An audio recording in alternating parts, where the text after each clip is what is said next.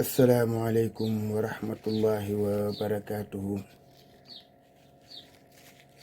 Mbokk yi ñu ñëwaat ak yéen ci waxtaan wu gàtt rek jëm ci réew mi ñu bokk ak diine ji ñu bokk ak valeur yi ñu bokk.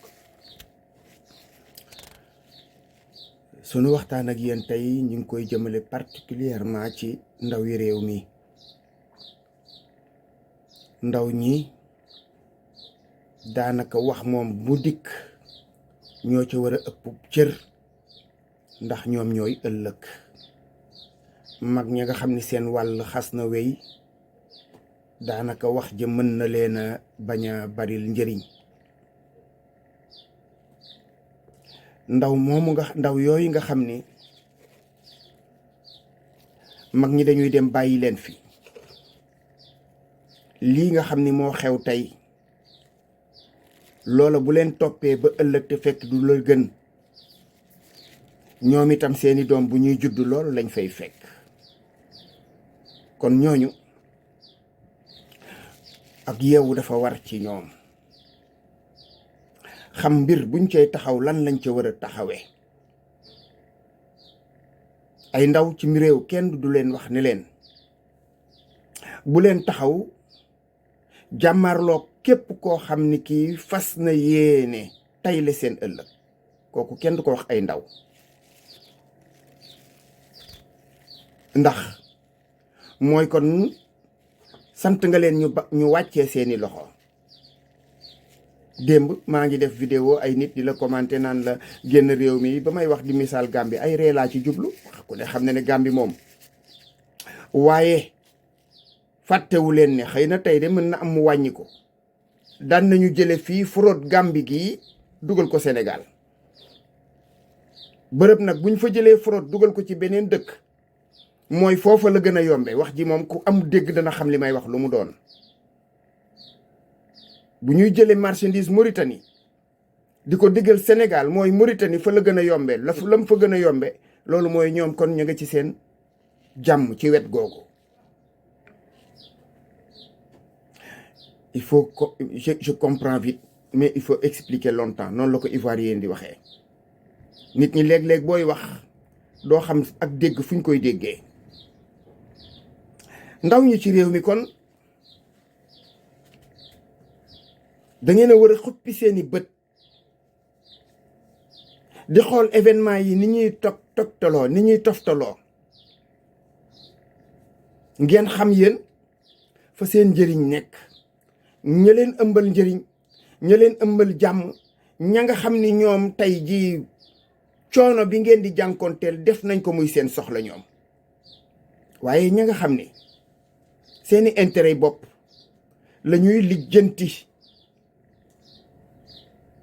bàyyiwuñu xel ci yéen lu dul xëy na tey jii taxaw jot ñu woo leen ngeen taxawal leen. bu njëriñ génnee ñoom ñu aakimoo ko noom nekk ci seen bopp, yéen ngeen dellu ca la ngeen nekkoon. loolu dug nite. wax ji nag li ko indi mooy gis ngeen démb wala bërki démb coggaluk parasite boo xam ne bii Jomaay recevoir na leen ca palais ba, dalal na leen. ña ca nekk soo leen wàññi woon ñuy fukk, juróom-ñeent ya am na fu ñu jaar ak askanu Sénégal.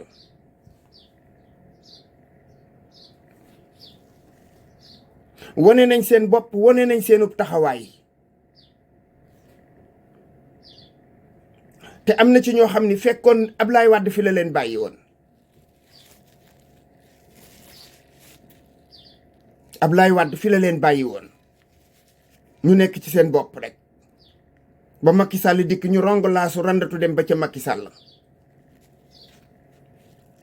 te ñoom ñooñu bokkoon nañ ci doon ngemb Ablaye Wade pour mu sàkkal pexe Macky Sall. wala ba Ablaye Wade di dàq Macky Sall ca palais ba ca assemblée nationale di ko def yeneen façon ngi jëfin, ñu ngi toog di seetaan. te mënoon ne Ablaye Wade li ngay def seet ko. Ablaye Wade jóge fi ñu randu ca Macky. bërki démb bi Sénégal tollee ci guddeem yu metti yooyu ñooñu ñoo nekkoon ca wetu Macky Sall naan ko jëlali yat wulli leen. Une bande d'opportunistes.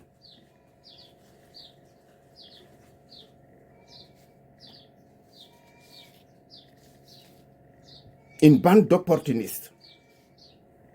ñooñu bu leen Diomaye dalalee tey jii ne da leen di def yi ambassadeur de la paix nga ne est-ce que ñi xam nañu le sens d'ambassadeur et le sens de la paix ñaari baat yooyu est-ce que xam nañ ko est-ce que xam nañu sensu ambassadeur ban daraja la war a am lan moo war a doon mission est-ce que xam nañu jàmm lan lay tekki nuñ koy wute nuñ koy amee nuñ koy sàmmee est-ce que xam nañ ko ci wax ak jëf ak comportement ndax nag mënoo nekk ambassadeur bërki démb rek ambassadeur violence naan mag ki defal lu la neex ñii dag leen a war a yóbbu ci kaso yi tëj leen gëmmal nga duma ñii toroxalal ñële tey jii nga taxaw ñu ne dañ lay def ambassadeur de la paix ngay wër ay àddina di tànqal nit ñi. Diomaye moo am problème moom mi jël ñoo xam ne seenu askan déglootu leen parce que ambassadeur boo koy yabal ci réew da nga koy jox loolu ñuy wax lettre de créance bu demee président réew mooma wala moroomum ambassadeur am wala ministre de l'étranger des affaires étrangères wala daal kenn ca jëwriñu réew ma mooy nangu lettre de créance yooya ñu wane ne ambassadeur boobu moom dalal nañ ko bés ni tey moom moo fi représenté réew sàngam waaye ñii nga xam ni ndaw ñi wan nañ leen ginnaaw mag ñi ci nite mus weddi nañ leen bu yàgg ñooñu boo leen jëlee def leen ay ambassadeur de la paix mooy yow wutoo jàmm kon ndax duñ la indil jàmm dañ lay yokkal ay parce que ñoom ñooy gólbatiku di la ruux ci loo xam ne lii musiba la lay jural te ñemewuñu ñoom sol seen manto ngàbb seen yet di dugg fenn di wax parce que ñoom kenn déglootu leen